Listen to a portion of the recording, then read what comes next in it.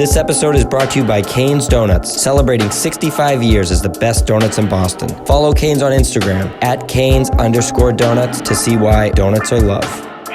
Hey, what's up? That's a very sticky situation you're getting yourself involved in to stay away from this. And it doesn't take long to get killed. There's no statute of limitations on murder.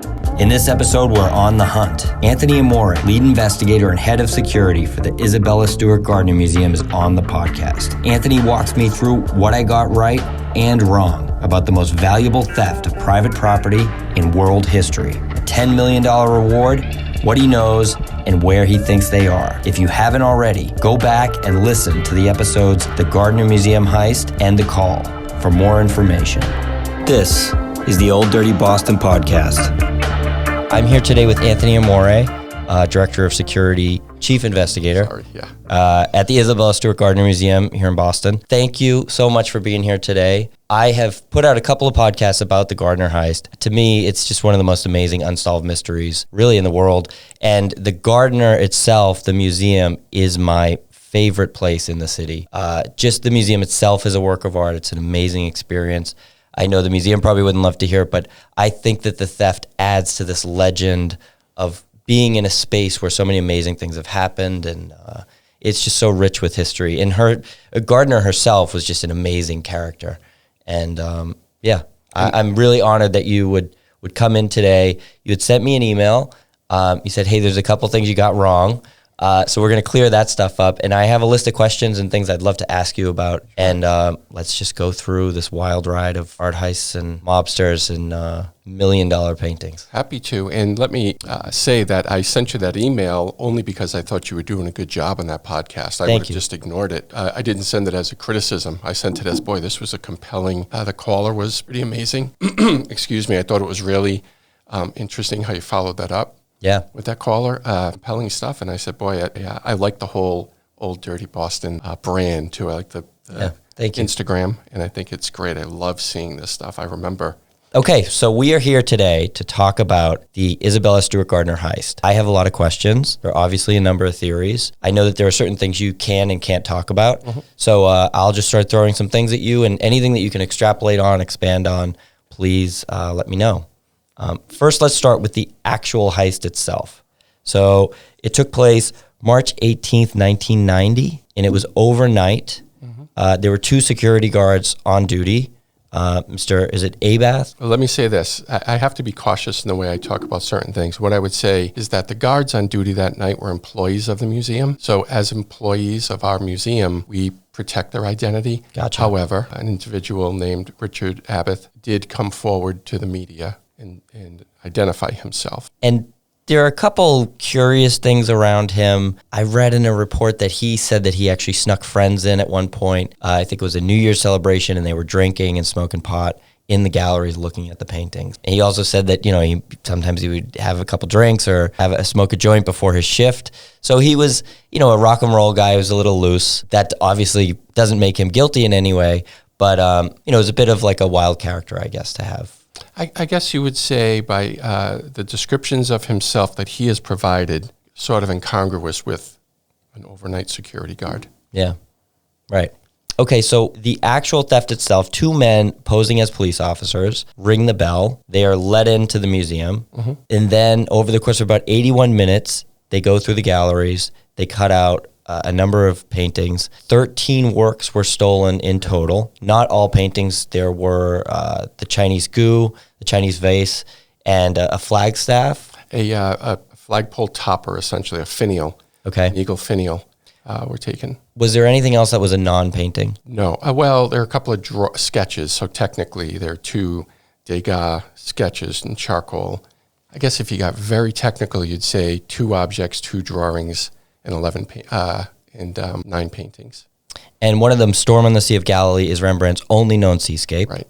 And the Vermeer, there are only 33 Vermeers? 36 Vermeers in the world. Right. So to put in context how priceless these works are and how important they are, not just to her collection, but kind of the idea that the public can go into that space and see those works.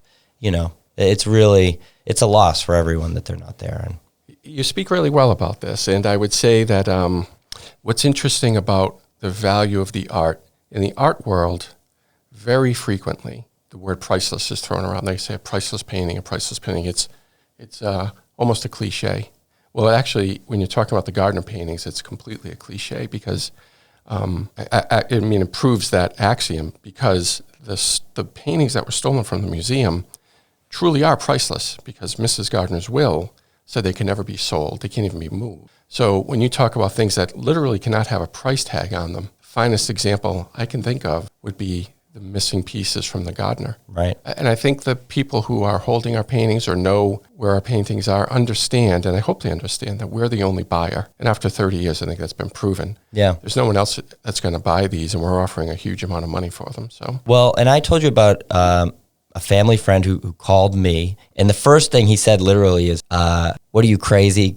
Don't mention that name again. Stay away from that. It's dangerous. People get killed over this thing. He was very afraid for my safety of like pushing on this. But he said, you know why people know where these things are. And the reason they're not going to come out is because, yes, the statute of limitations has passed on the theft, but there are about 6 murders attached to these paintings. And anyone that has enough money to live, and it's not worth opening the can of worms that that recovering the paintings could cause for them. Well, whenever I'm talking about this topic, I try to envision somebody listening may actually have the information. It's one of the reasons I came on your podcast. In your opinion, do you think that there's someone out there that knows exactly where these paintings are? Absolutely.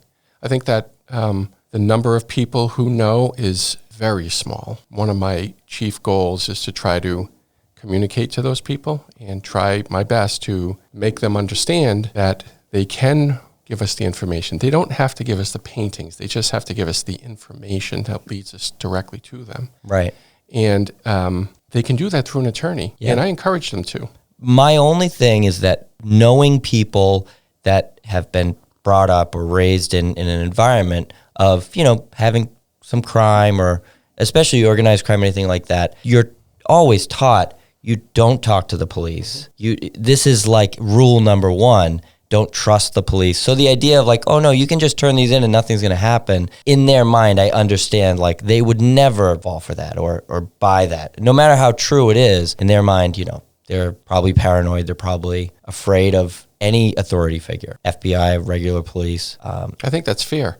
I totally do. I think you're probably right. I don't know who the person is as the information, so it's only speculation. Right. But number one of the first things I tell people when I approach them is I am not the police, and I don't work for any government agency. I have one agenda. That's putting the paintings back on the wall. The reward is real. Sometimes you'll hear these. How much is the reward at now? $10 million. Biggest private reward ever offered for anything in the world. Wow.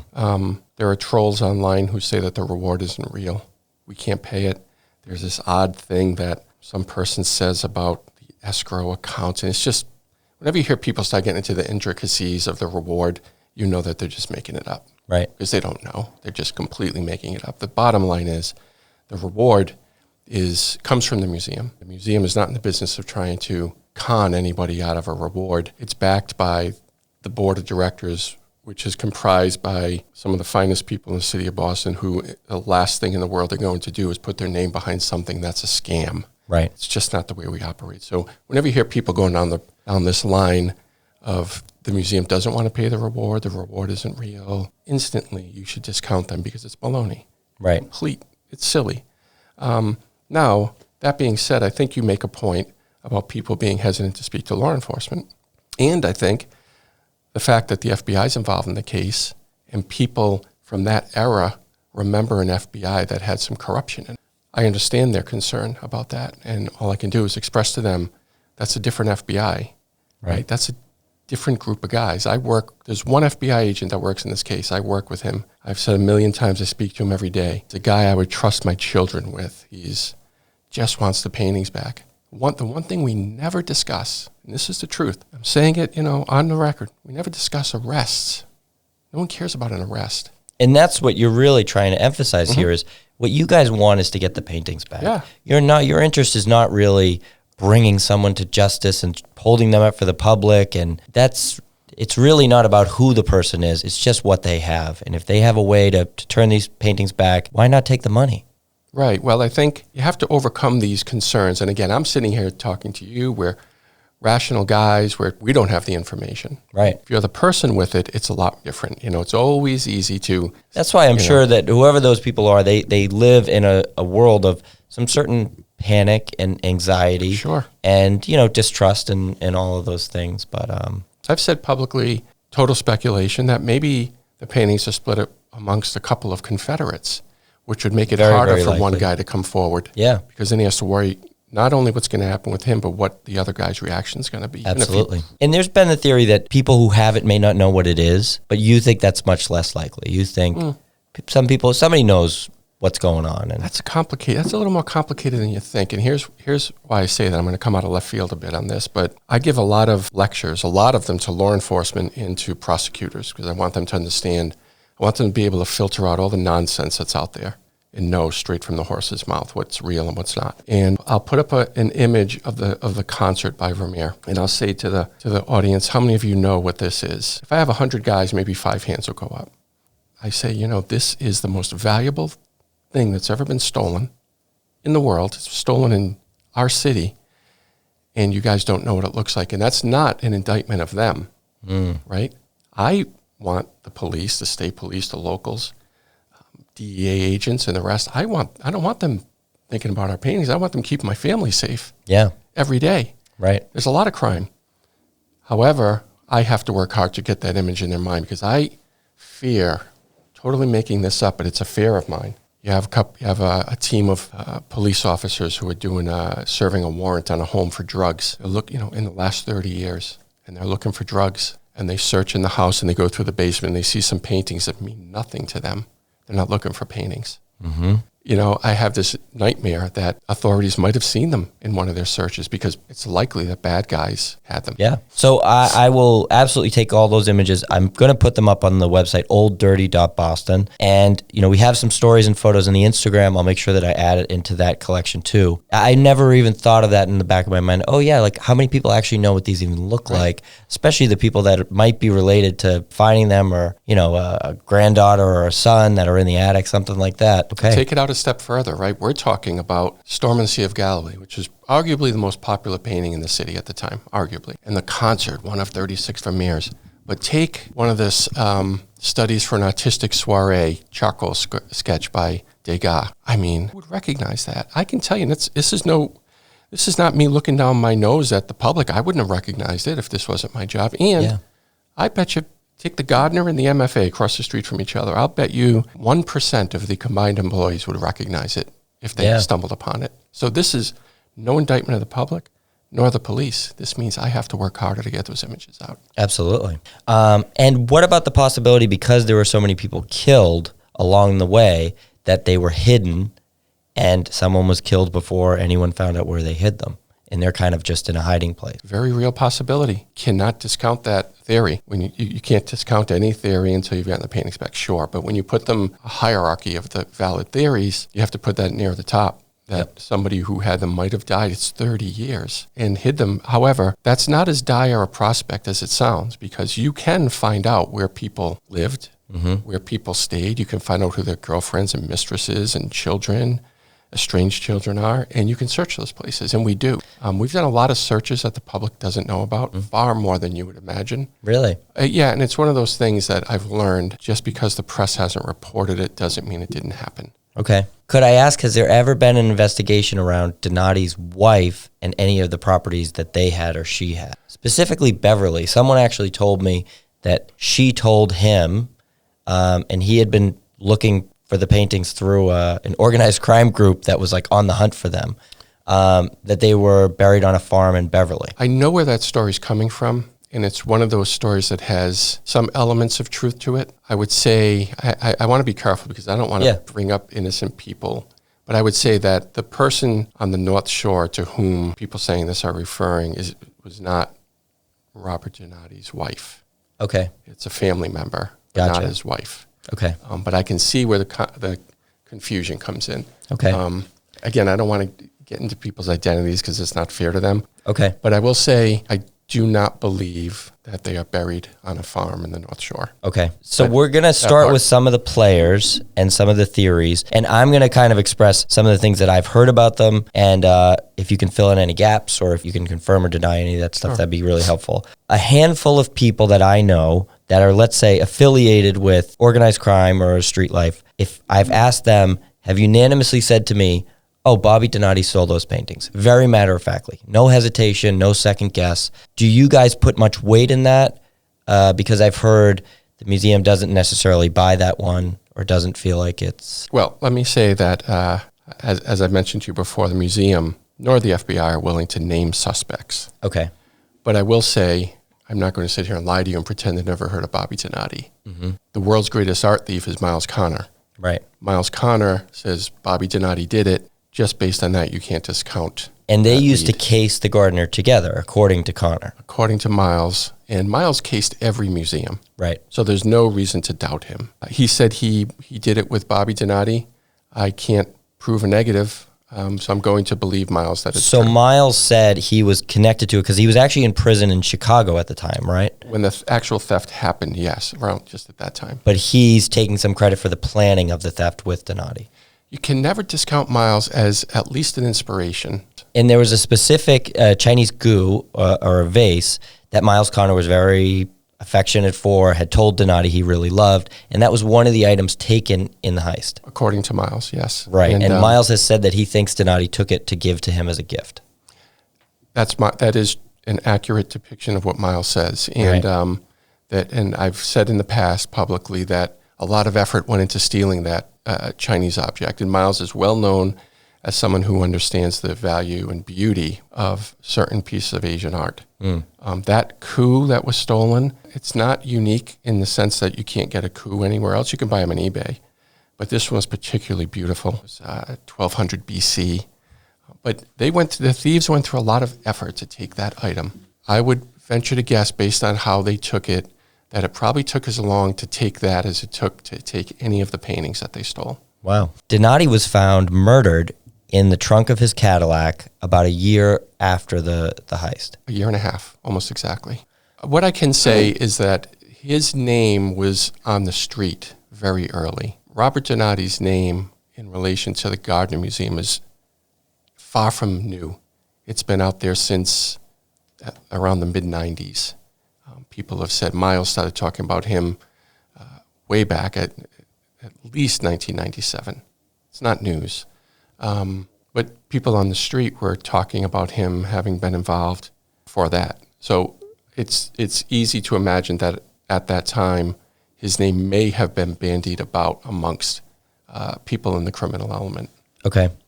And the fact that he turned up dead, if we can think it's possible that he had possession of them. You know, he did die under incredibly, you can't even call it mysterious circumstances. The only mystery is who killed Bobby Donati. It was a mob hit, 100%. Without question, it was an intentional, or at least he didn't die accidentally, let's put it that way. However, when you look at, especially Boston, who knows this better than you? Perfect podcast for this. It was the Wild West at that time, right? And these guys that were involved in that life were involved in so many criminal activities that you can't look at the fact that they were killed and say, oh, it had to be the Gardner. Right. You can only look at it and say, could have been one of a lot of things. That's what makes this Gardner case so hard. There's a lot of can't rule them outs. Yeah. You know, and think about all the crimes you cover in your research for this podcast. You know that there's always someone who talks. The fact that there's so few whispers about exactly where the paintings are now is telling. It was killed before, after they hid them and before anybody knew where they hid them is something we have to consider. Yeah. So then these paintings may have been transferred off to somebody else, and there's a couple other names that always come up. It's Garanti and Gentile. Mm-hmm. So the wife, Aline Gentile, Aline Garanti. Right. She's someone I came to know very well, and I was with the FBI, and we were poking around up in Maine. Let me leave it at that. But we had the keys to some property that belonged to her, and we were going to give them to FBI agents in Maine to return to her. We said, let's just do it ourselves. We had no intention of going by there. She didn't know we were coming by. And when I got there, we gave her the keys, and we just chit-chat with her. She's an innocent woman living alone in the sticks. Yeah. I just said to her, I showed her my ID, and as an aside, I said to her, have you ever heard of a Gardner Museum? And she said no. And she went on speaking to Jeff Kelly from the FBI. And then, right after she answered that question to me, I was just looking at her hand, and her hand started was shaking. And she started crying in front of us. And she told us, my Bobby had 2 of those paintings. I will say this, whenever you're talking about someone who said they saw our paintings, a person can either be lying to us, telling the truth, or the third option is telling the truth but misremembering. Okay, so now with Gentile, there was a search done. I was a little confused with something I read. Did it actually return items, or there was a list of items with prices? A list of items. He had, it was found in his home. Where was it found? Connecticut. Manchester, Connecticut. Okay. And in his home was found a March 19th Boston Herald with the Gardner theft on the cover. And again, this is stuff from open court. And inside, handwritten list of the values, the estimated street values of our paintings. And we were able to determine that list was written by an art thief who was not connected to the Gardner Heist, but was connected to previous art thefts in Massachusetts. Is this Miles? No. Okay. That's an odd thing for someone to have in their home if they have no interest and never heard. Absolutely. And after this list is found on Gentile's property, what happens next? Well, that was part of a search, and he had been ultimately arrested because during the search, so many different items of criminal behavior were found in his home. There were drugs, there were guns, there were silencers, all sorts of things. There was also police uniform paraphernalia, police baseball hats, badges, stuff like that. So it really did nothing to bolster his claim that he had no idea about anything related to our paintings. Right. So when you say police uniforms, because there were police uniforms used in the heist. Not uniforms, but like badges and police hats. And you know, if you talk to criminals from that era, they'll tell you, and I bet you people you know will tell you the same, that was not that uncommon a thing to do.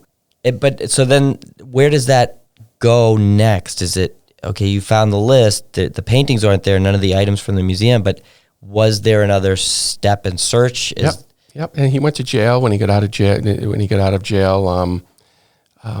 Ultimately, the FBI had a undercover agent interacting with him, and in court records, you said that Gentile talked to the undercover agent as if he had the paintings and could produce them. Right. That led to another search of the home and the property. That's the one where, you know, famously we had ground penetrating radar and all the things. We weren't just searching the yard. There were people inside too. And that's the one where we searched the shed and we found a Rubbermaid container in his shed buried under a trap door. We found that. We thought, hey, maybe there's something. And we pull it out and it was empty. Mr. Gentile, I can say I'm speaking for myself, not for the government, has a habit of saying things that are completely untrue and takes pleasure in it. Right. Especially speaking to reporters. Okay. But I had that Rubbermaid container for quite some time because we were checking it to see if there was any kind of fleck or anything in it. Yeah. Well said. Could we say that we think geographically these paintings never left New England or are still in New England? History would, if you study the history of what happens to these things, the most likely scenario by a long shot is that they're in our general area, right here in New England. Wow. So you hear that, guys? They're in somebody's grandfather's attic or basement or buried in his backyard. Most likely. You know, think about Bulger, the one theory that we are happy to dismiss. Yeah. Was there any sniff of? Yeah. No, we never believed Bulger. But the parallel I'm going to make is think about Whitey Bulger. He's missing and you can't find him. People are looking for him. He has to leave his house. Right. He has to move around, especially as an elderly guy. He has to get medicine and this and this. And then he has his girlfriend with him, which means he has to leave even more. And people make mistakes. But when you hide a painting, you don't need to hide it in San Diego, right? Or, you can just hide it in Somerville because it's not going to move. Right. Right? If you hide it under some insulation in your attic, it's not going to need water. Yeah. It doesn't need medicine. It will stay there. And that's what makes it so much harder than finding a person. Yeah, absolutely. Wow. It's amazing to think that they are, you know, who knows where they could be, but miles away from where they started. Yep, they could be behind drywall in the Fenway area. Yeah. Theorists like to say is that they're still in the museum. And I can tell you Absolutely, they're not in the museum. Right. But people don't want to hear it. Yeah. They insist they're still in the museum. So this is something I heard, and it's very interesting. I don't know if you can comment on this. The Winter Hill gang, right up the street from here. I heard that Howie Winter, who kind of, let's say, ran Winter Hill, worked with the Gardner for a time on the investigation. I wouldn't say that he's ever worked with the museum. So he was never paid by the museum? Oh, God, no. Okay, no. So I had actually heard that he was put on a payroll for a time and, okay, you help us sniff this out in 100%. The world that you run in. No, we don't pay anybody, ever. Okay. The payment is a $10 million reward at the other end of the investigation. Gotcha. And this goes back to, anyone who's nervous or anxious about, well, what's going to happen to me? Or they say they're not going to investigate me, but the FBI, that's what they do. They investigate people. What am I really getting myself into? But in reality, you really are there to get these paintings back and protect the people that can help you do that. Work with them, really. They're your biggest asset. So. The only way we're going to get the paintings back. Yeah, 100%. I appreciate you saying that. And when people contact me and they start off by telling me they're nervous or what have you, I literally tell them, hang up, spend the next day Googling me in the museum and see if you can find, or the FBI, see if you can find an instance where any of us have ever burned someone who spoke to us. In 30 years. But are these people Googlers? I mean, we have to also consider that. I can ask their kids. Right? That's what I'm saying. We're better off going for the grandkids. That's true. And maybe they'll be like, come on. Well, that's a key demographic. I mean, on the anniversary of the heist, the 30th anniversary, which is, as you know, coming up very soon, we're going to have a push for Instagram influencers to host our images of our lost art. Yeah. Because we do need younger people to see these. My own personal belief since day one is that people that I need to get the message out to about our paintings, about our reward, about the crime, about me are the people who listen to podcasts like yours. Yeah. I am going to put together a short list of names, and it's basically just a summary of what we've talked about today. But what I'd like to do is read those names very clearly. But this list does not indicate in any way that the Gardner Museum or even the FBI is saying these are suspects. Or this is me, Jason Faulkner, Old Dirty Boston Podcast, putting together a list of names. I'm taking all this off you. It has really no connection. These are on record. I didn't pull these out of nowhere. They've either been articles written or books written. If you've ever heard these names, you're related to someone like this, you have a friend that's related, it's worth it for you to ask a couple questions. Maybe go look around in the basement or in the attic, because these paintings are definitely somewhere in the world. And even if you thought that they had disintegrated, well, you still have that Chinese vase and the top of the flagstaff. They're hard items that just aren't going to disappear. So they're somewhere, and in all likelihood, they are in Greater Boston. They're in Metro Boston. Mm-hmm. They're in New England at least. So somebody out there could be cashing in $10 million. I think that's worth looking for. So here's the list of names. Bobby Donati, who was from Revere. Robert Gentile, or Bobby Gentile. His place was searched in Manchester, Connecticut. Bobby Garanti had a place in Madison, Maine. Carmelo Merlino, David Houghton, Miles Connor, Charles Lally, Joe Murray, who was from Charlestown, and Billy and Judy Youngworth. If you have any connection to that, if you think that there's anything there, ask some questions. And here's how you can reach out. If you would like to tell us about something you've heard, you could also ask questions. Anthony, I'm going to turn it over to you. How do they reach out with you? Anyone who wants to get some information to me, and Jason, thank you for mentioning that that's not my list. I know people are going to think that's my list. It's not my list. But anybody that you have information about, and we're looking for facts, not theories. If you want to contact me, you can call me at 617-278-5114 directly, or you can email me, theft@gardnermuseum.org. theft@gardnermuseum.org. You can email me with your normal email address. I would never betray you. You can make up a fake email address, or feel free to contact Jason. Contact him through the Old Dirty Boston site. I mean, the easiest way to reach me, honestly, is a DM on Instagram, an instant message. I check them myself. There's nobody else that uses that account, so I would see everything that comes in. And same thing, and you may also be like, I'm embarrassed to even bring this up because I don't know what it means or whatever. All those little pieces for somebody who's spent years working on this, like Anthony, that might actually make sense in the bigger picture. So any small, big or small, anything, please send it over. It's such a big deal to restore the paintings to where they came from. The reward itself, I don't see how much more motivation you would need than than that.